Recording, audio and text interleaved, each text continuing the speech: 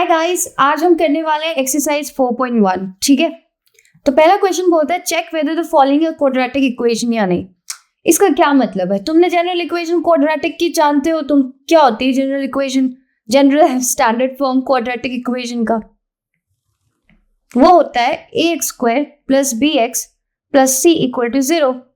तो इनको सिंप्लीफाई करो इन हर को, एंड लास्ट में अगर वो इस फॉर्म में बन रहे हैं that means they are quadratic equation. अब मैं यहाँ पे तुमको सारे नहीं कराऊंगी, मैं 4 क्वेश्चन इनमें से लेती हूँ, ठीक है, वो बता देती हूँ, तो तुम क्या सारे क्वेश्चन कर सकते हो।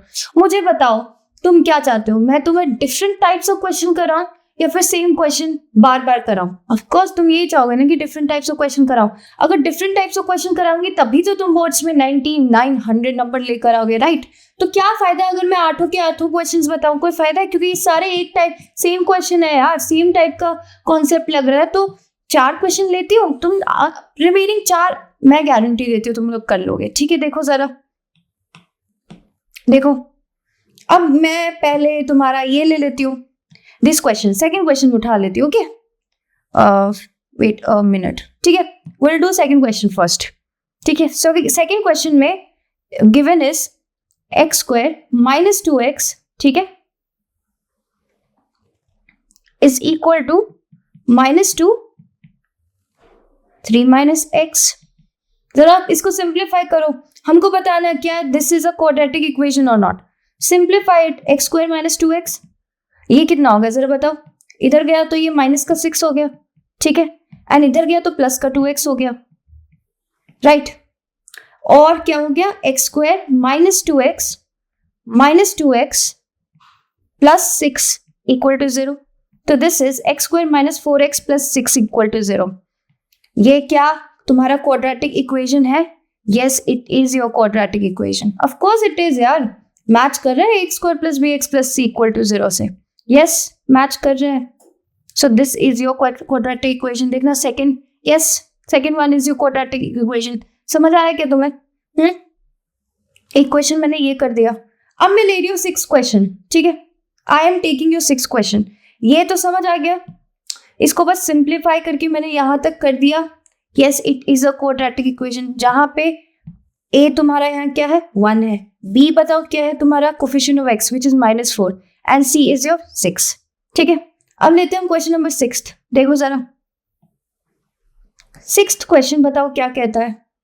It is x² + 3x + 1, right, and then x - 2 का होल स्क्वायर।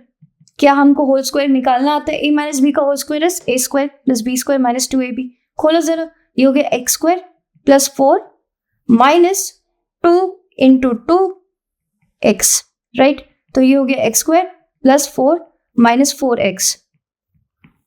अरे सही किया ना मैंने, बताओ जरा, सही किया ना? x² a² + b² मतलब 2 का स्क्वायर -2ab, समझ गए? ठीक है, अब क्या होगा जरा बताओ। देख रहे हो, x से x गया तो बचा क्या? बताओ बचा क्या, खुद ही बोलो।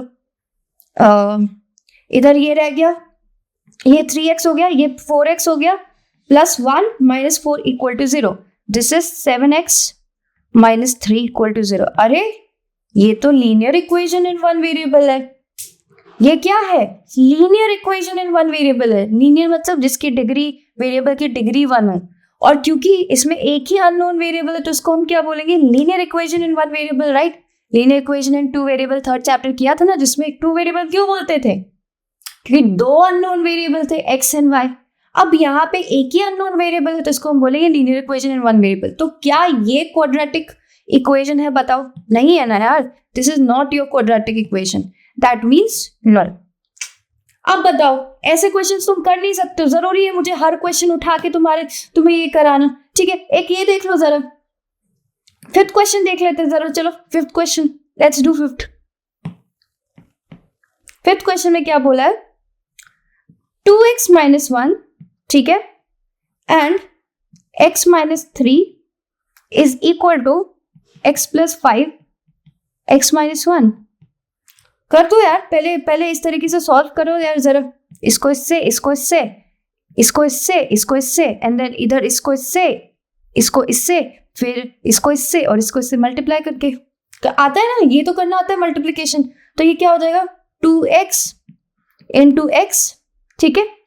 पहले 2x को इससे मल्टीप्लाई किया, ठीक है, उसके बाद 2x को -3 से मल्टीप्लाई करेंगे तो प्लस क्या हो जाएगा 2x -3, ठीक है, ये हो गया। उसके बाद -1 को इंटू एक्स करेंगे तो ये हो जाएगा +-1 इंटू एक्स, ठीक है। उसके बाद क्या करेंगे, -1 को मल्टीप्लाई करेंगे -3 के साथ, मतलब -1 -3 इज इक्वल टू, अब सेम चीज x into x, x into x, उसके बाद क्या करेंगे x into -1 plus x into -1, उसके बाद क्या करेंगे +5 इंटू एक्स, +5 इंटू एक्स, उसके बाद बताओ क्या करेंगे +5 इंटू -1, +5 इंटू -1, ठीक है, समझ आया।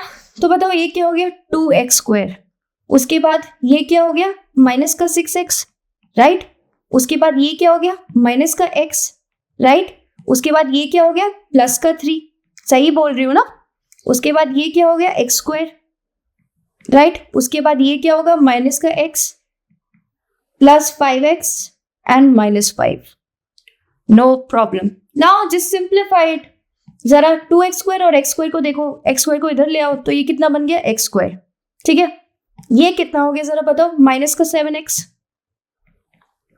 +3, ठीक है, और इधर क्या बचा, इधर ये x² तो इधर चला गया तो ये -2x² -x² हो गया। अब इधर -x +5x which is 4x, right, -5, अब इधर ले जाओ x², ये कितना हो गया बोलो, -4x इधर आ जाएगा एंड -7x -4x कितना होता है जरा बताना, इज -11x, राइट, यही होगा ना। और इधर क्या हो जाएगा, ये इधर 3 है और इधर -5 चला जाएगा तो +5 एंड +5 + 3 इज +8 = 0। क्या ये क्वाड्रेटिक इक्वेशन है? ऑफ कोर्स है, क्यों, क्योंकि ये ax² + bx + c = 0 के से हूबहू मैच करता है, समझ गए? Yes, this is your quadratic equation. 5th question करा दिए, ठीक है, क्या 5th है? Yes it is. हमने 6th किया, क्या 6th है? Of course no it is not. एक और कौन सा उठाती हूँ, एक 8th क्वेश्चन कर लेते हैं, उसके अलावा क्या तुम सारे कर लोगे? क्या ये क्वेश्चन हो जाएगा? यहाँ पे a + b का होल स्क्वायर खोलो फिर चेक कर लो, ये तो मैंने तुमको बता ही दिया। अब ऐसा क्वेश्चन जो है, ये हमने ये वाला सेम क्वेश्चन है, क्या ये क्वेश्चन और ये क्वेश्चन ऑलमोस्ट सेम नहीं है? ऑफ कोर्स सेम है, जस्ट दोनों में अंदर मल्टीप्लाई करके करना है, सेम। ये हो जाएगा? ऑफ कोर्स हो जाएगा, ये तो मैंने तुमको बता ही दिया, ये तो मैंने तुमको करा ही दिया। 8th क्वेश्चन देख लो जरा, क्या तुम 7th क्वेश्चन देख लो जरा, क्या तुम 8th क्वेश्चन कर लोगे? 8th क्वेश्चन में क्या करना है, बस a - b का होल क्यूब खोलना है, राइट। इसका मैंने लेक्चर 1 में फॉर्मूला भी बताया, a - b का होल क्यूब कैसे का फॉर्मूला क्या होता है, उसका फॉर्मूला होता है a - b का whole cube is equal to, बताओ क्या होता है a - b का होल क्यूब का फॉर्मूला?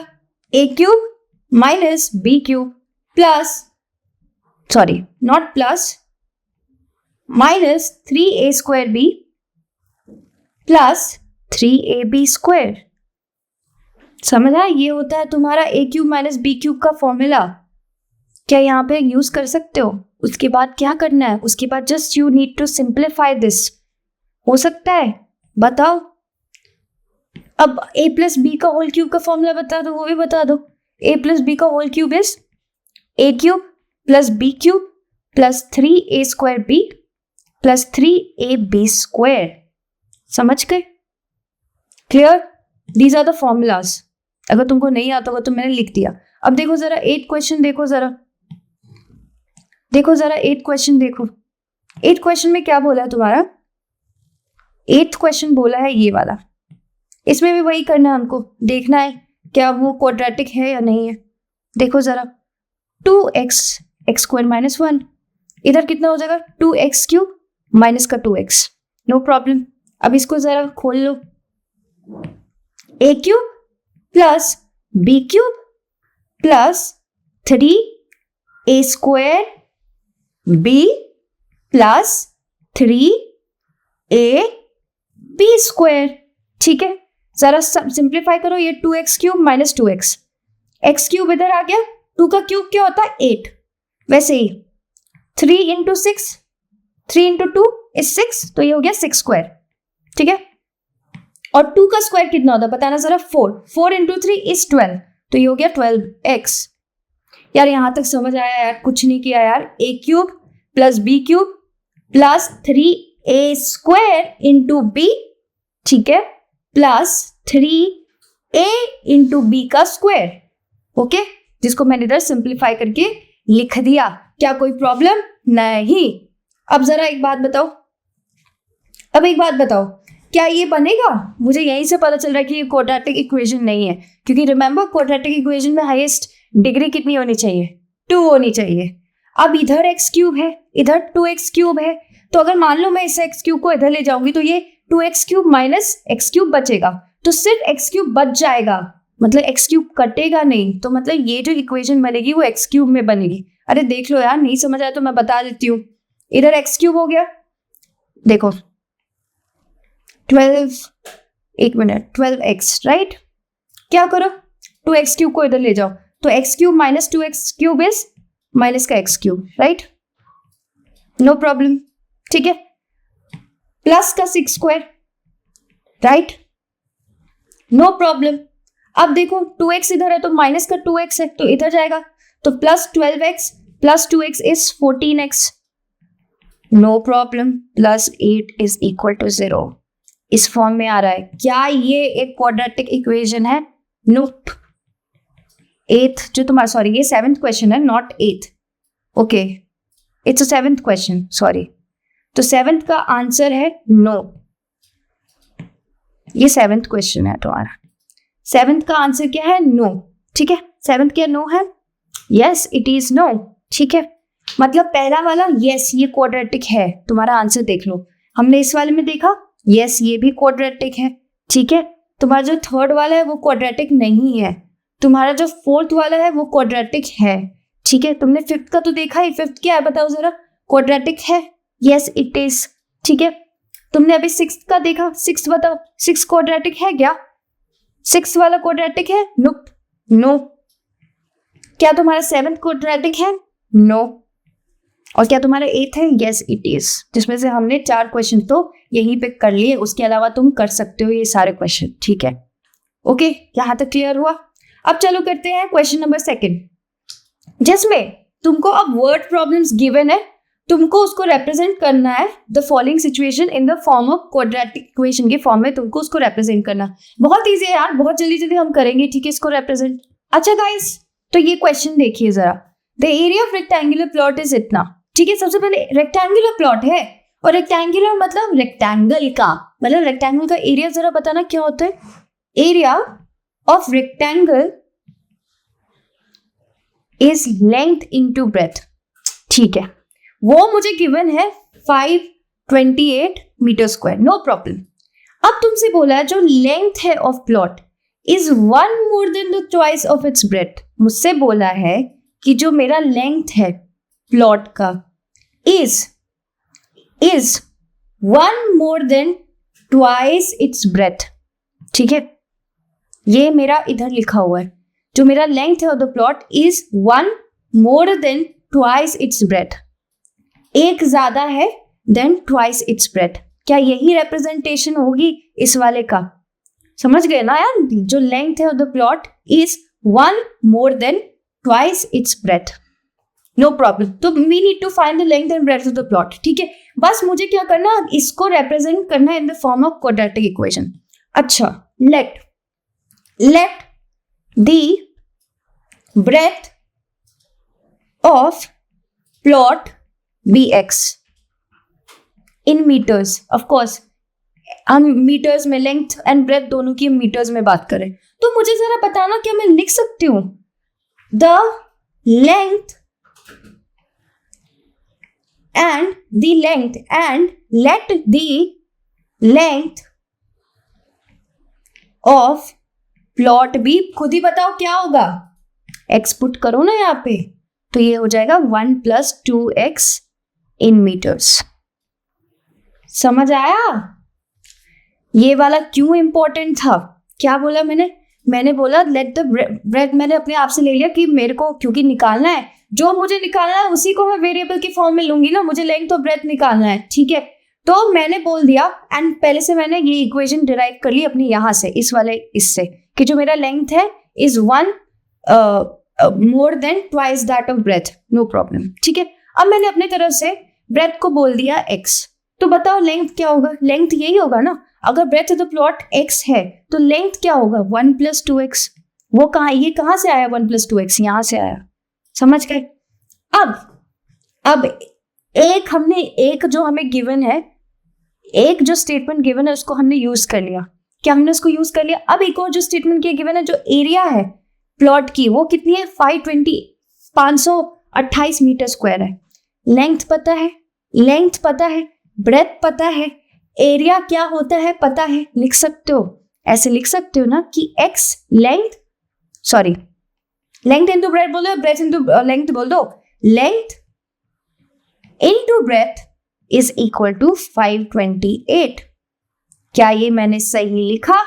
ऑफ कोर्स सही लिखा यार, length into breadth is area, यही तो होता है एरिया ऑफ रेक्टेंगल का फॉर्मूला, समझ गए। अब कर सकते हो क्या, अब तो बहुत इजी है, रिप्रेजेंट करना था बस, तो क्या था 1 + 2x, x इज 528, तो this is x plus 2x² equal to 528, no problem. तो 2x² plus x minus 528 equal to 0, क्या यही है मेरा आंसर?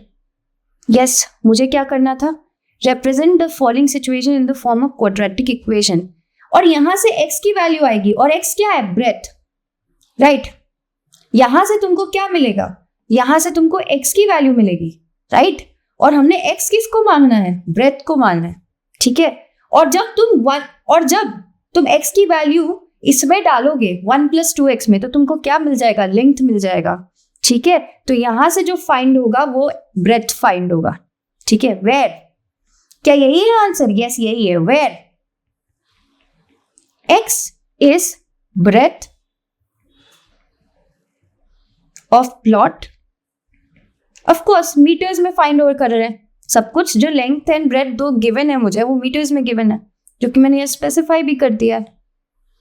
हमको बस इस फॉर्म में रिप्रेजेंट करना था, ठीक है। क्या हमने कर दिया इस फॉर्म में रिप्रेजेंट, हो गया, ठीक है। आगे चलो, अब बोला है the product of 2 consecutive positive integers.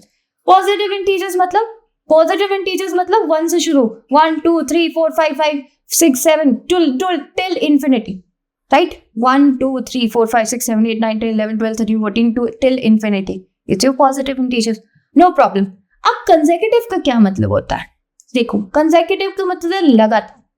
अगर मैं बोल रही हूँ मेरा जो पॉजिटिव इंटीजर है वो 7 है, तो उसके कंसेक्यूटिव इंटीजर कौन होगा, 8, उसके बाद वाला, जस्ट बाद वाला। अगर मैं बोलती हूँ मेरा पॉजिटिव इंटीजर 101 है, तो मेरा उसका कंसेक्यूटिव इंटीजर क्या होगा, 102, समझे। अगर मैं बोल रही हूँ मेरा पॉजिटिव इंटीजर 1000 है, तो इसका कंसेक्यूटिव कौन सा होगा, 1001, ठीक है। मेरी बात समझ रहे हो, उसका जस्ट लगातार। तो अगर मैं बोल रही हूँ मेरा पॉजिटिव इंटीजर x है, तो मेरा कंसेक्यूटिव इसके कौन होगा, x + 1। अगर मैं बोल रही हूँ कि मेरा पॉजिटिव इंटीजर 7 है, तो इसका कंसेक्यूटिव क्या होगा, 7 + 1 विच इज 8। अगर मैं बोल रही हूँ मेरा पॉजिटिव इंटीजर 100 है, तो उसकी कंसेक्यूटिव कौन सा होगा, 100 + 1 विच इज 101, राइट। अगर मैं बोल रही हूँ मेरा पॉजिटिव इंटीजर 256 है, तो उसकी कंसेक्यूटिव होगा 256 + 1 विच इज योर 257, समझ गए। तो अगर मैं बोल रही हूँ मेरा पॉजिटिव इंटीजर x है, तो मेरा इसकी कंसेक्यूटिव लिखा हुआ कौन सा होगा, x + 1 होगा। बात समझ आई? अब समझ आ गया होगा। The product of 2 consecutive integer is 306। We need to find the integers, हमको इंटीजर्स बताना है। So let the 2 consecutive integers be x and x + 1। समझ आया? मैंने पहले को x ली तो दूसरे को x + 1 क्यों लिया, क्योंकि बोला है consecutive, इसको पॉजिटिव बोल दो। क्यों मैंने लिया x+1? क्योंकि बोला है कंसेक्यूटिव, और मैंने तुमको बता दिया कंसेक्यूटिव का मतलब क्या होता है। ठीक है, अब क्या बोला, अब इजी है, the product of to consecutive integer is 306, मतलब x into x+1 इज 306। तो बताओ यार अब क्या है, अब तो सबसे इजी है यार, x² + x - 306 = 0। तो यहां से x जो आ गया, x आ गया, अगर x आ गया तो क्या x+1 आ जाएगा। अगर मान लो x की वैल्यू 7 होती तो x+1 क्या होता, 8 होता, राइट। तो यहाँ से x फाइंड कर सकते हो, बट मुझे यहाँ पे x या x मुझे वैल्यू नहीं फाइंड करनी है। यहाँ पे we don't need to find the values, we just need to represent it in the form of quadratic equation। ये बोला है, देखो, represent the following situation in the form of quadratic equation। ठीक है, तो हमको सॉल्व नहीं करना है, ठीक है, सॉल्व हम करेंगे आगे। ठीक है, अब देखो ये क्वेश्चन क्या है। रोहन की जो मदर है वो 26 साल ज्यादा है रोहन से। जो रोहन की मदर है उनकी जो एज है वो 26 साल ज्यादा है रोहन से। ठीक है, सही बात है, यही है ना इसका मतलब। Rohan's mother is 26 year older than him. Rohan की जो मम्मी है, अगर रोहन की एज में मैं +26 कर दूं तो मुझे उसकी माँ की एज मिल जाएगी। कोई प्रॉब्लम है? नहीं है। अब हमको क्या है, we need to find Rohan's present age. तो अगर मैं बोलती हूं let the present age of Rohan be x, let the present age of Rohan be x, तो बताना उसकी मदर की एज क्या होगी। एंड खुद बताओ क्या होगी। अगर रोहन की एज x है, प्रेजेंट एज, तो उसकी मदर की क्या होगी, 26 + x। No problem. Let the present age of mother be 26 + x। कोई प्रॉब्लम है यहाँ तक?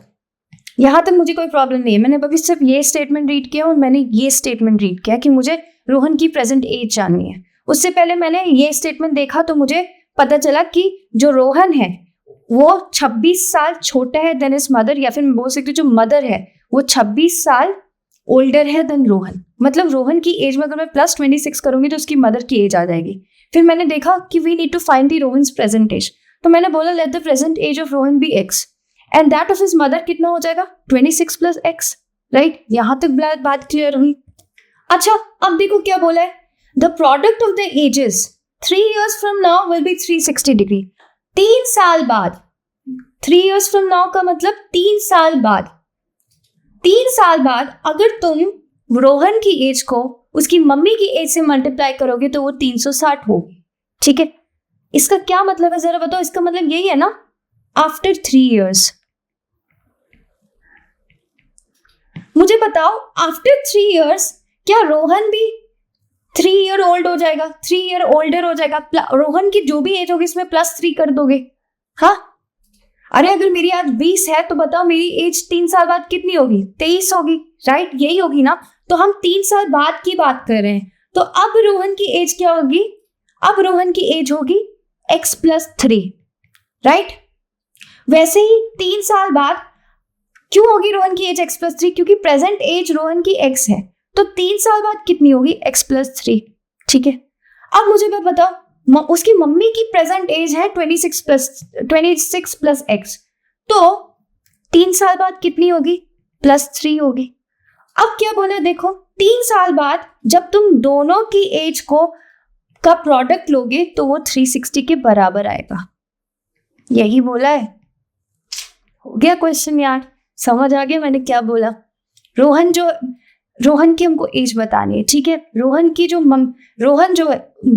मम्मी है वो 26 ईयर ओल्डर है देन रोहन। दैट मीन्स अगर रोहन की एज में 26 प्लस करोगे तो उसकी माँ की एज आ जाएगी। अब मुझे रोहन की प्रेजेंट एज बतानी है, तो मैंने रोहन की प्रेजेंट एज बोल दिया x, तो बताओ उसकी मम्मी की प्रेजेंट एज क्या होगी, 26 + x। ठीक है, अब हो रही है कहानी 3 साल बाद। ठीक है, 3 साल बाद the product of their edges 3 years from now will be 360 degree. 3 साल बाद जब तुम दोनों की एज को मल्टीप्लाई करोगे रोहन और उसकी माँ की, तो वो 360 के बराबर। तो बताओ अगर अभी रोहन की एज x है तो 3 साल बाद x + 3 होगी, और अगर अभी उसकी मम्मी की एज 26 + x है तो 3 साल बाद 26 प्लस एक्स प्लस 3 होगी, और उन दोनों का प्रोडक्ट किसके बराबर होगा? 360 के। ये पूरा क्वेश्चन हो गया कि अब इसको तुम क्वाड्रेटिक इक्वेशन के फॉर्म में रिप्रेजेंट कर सकते हो? कर सकते हो ना, बताओ कैसे करेंगे? देखो अब x प्लस 3, ठीक है, 29 plus x, right, is equal to 360, right. ये हो गया, इतना समझ आ गया।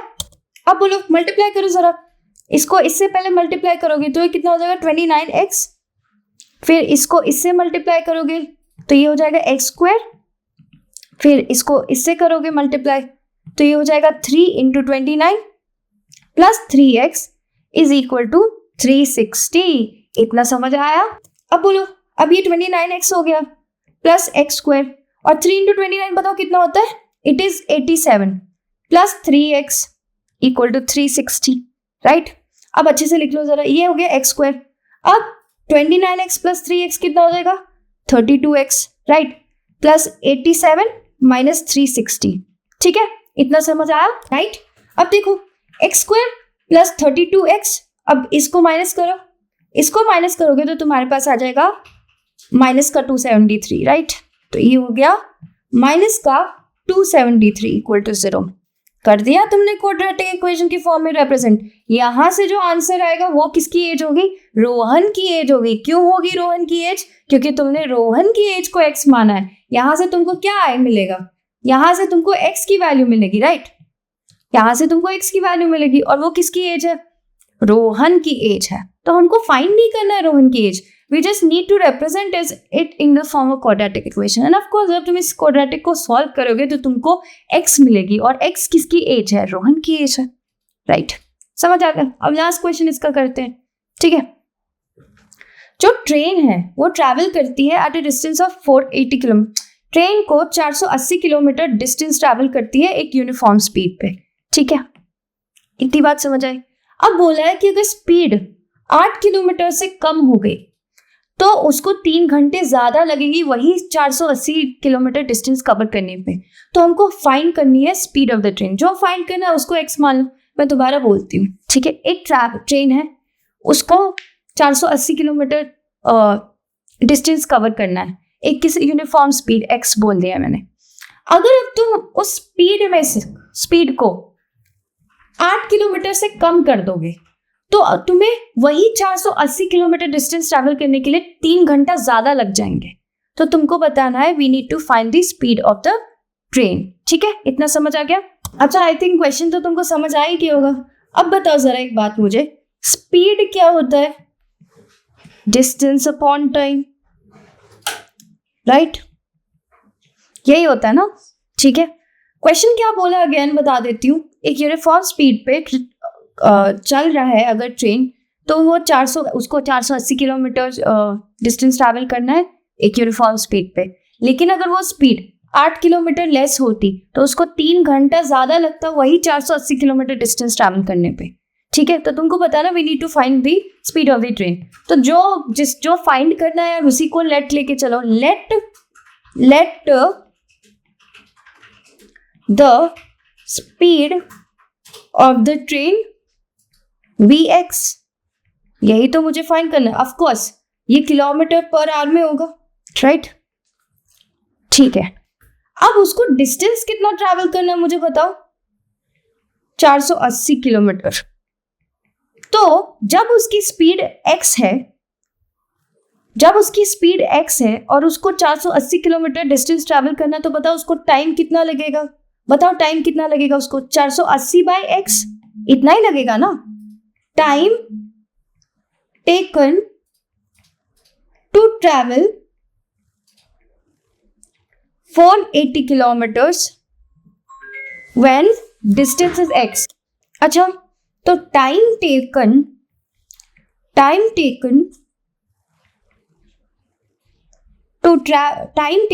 टू ट्रैवल डिस्टेंस 480 kilometer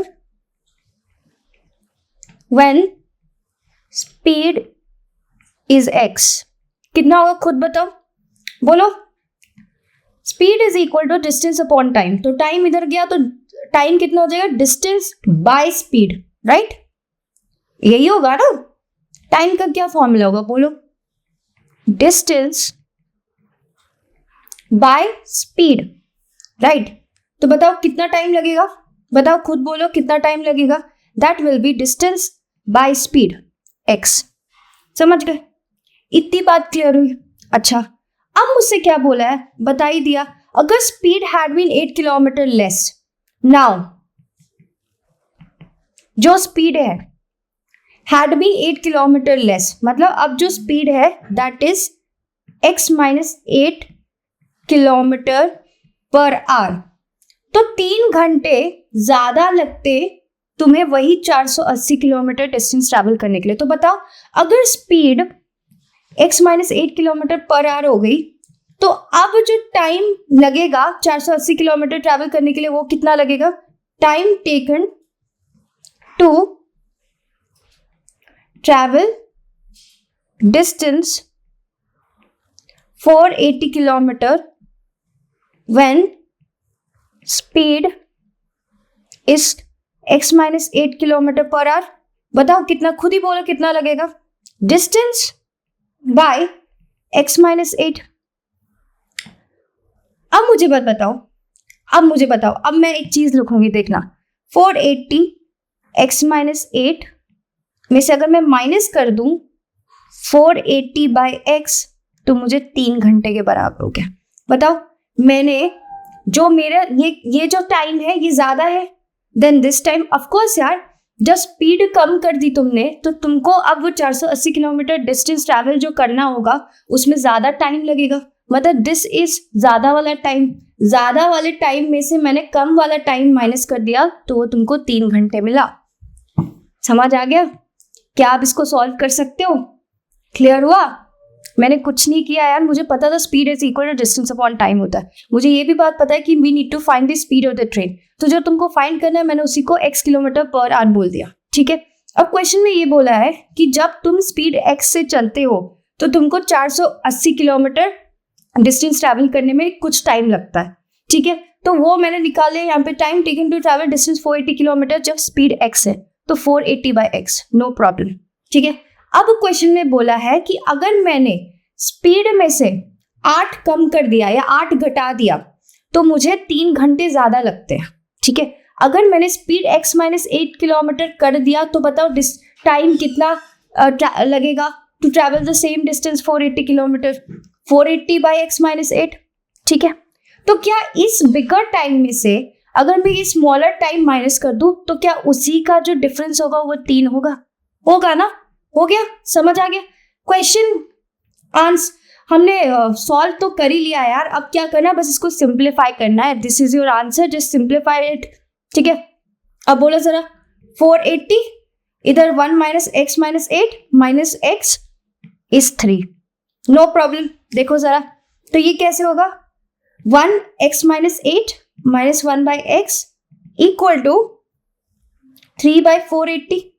क्या प्रॉब्लम है? नहीं। अब जरा 3 बाई 480 करो, बताओ कितना होता है। अगर मैं 3 बाई 480 करूंगी, 3 को डिवाइड करूंगी 480 से, तो बोलो कितना होगा? कितना आएगा आंसर? देखो इतना आएगा, 3 एंड 160, नो प्रॉब्लम। ठीक है, अब इधर एलसीएम ले लो, तो ये x माइनस 8 हो गया, ये x हो गया और ये 1 बाई 60 हो गया। क्या कोई प्रॉब्लम है? नहीं प्रॉब्लम है, राइट। इधर x माइनस 8 है ऑलरेडी, तो इधर कितना आ जाएगा? x आ जाएगा। ठीक है, माइनस इधर x ऑलरेडी है तो इधर कितना आ गया? x माइनस का 8 आ गया। क्या कोई प्रॉब्लम है? नहीं प्रॉब्लम है। अब बताओ ये क्यों हो गया? x minus x plus 8, right. 160 इधर हो गया और ये हो गया x माइनस 8। क्या कोई प्रॉब्लम है? नहीं प्रॉब्लम है। मैं I am just simplifying now. ये इससे गया, इधर कितना बच गया जरा बताओ? 160 इंटू 8 और इधर हो गया x स्क्वायर माइनस का 8x। ठीक है, अब बताओ कितना हो गया? अब जस्ट x स्क्वायर माइनस का 8x और इसको क्या करो, इधर शिफ्ट कर दो, तो ये माइनस में हो जाएगा। माइनस 160 इंटू 8 कितना होता है जरा बताना? 160 इंटू 8 इज 1280 इक्वल टू 0। हो गया सिंप्लीफाई। यहां से तुमको क्या मिल जाएगा? ये जब तुम सॉल्व करोगे तो तुमको x की वैल्यू मिल जाएगी, और x की वैल्यू क्या है? स्पीड ऑफ द ट्रेन भी x। निकल गया, समझ आ गया, और यहीं पे तुम्हारा 4.1 खत्म हो गया।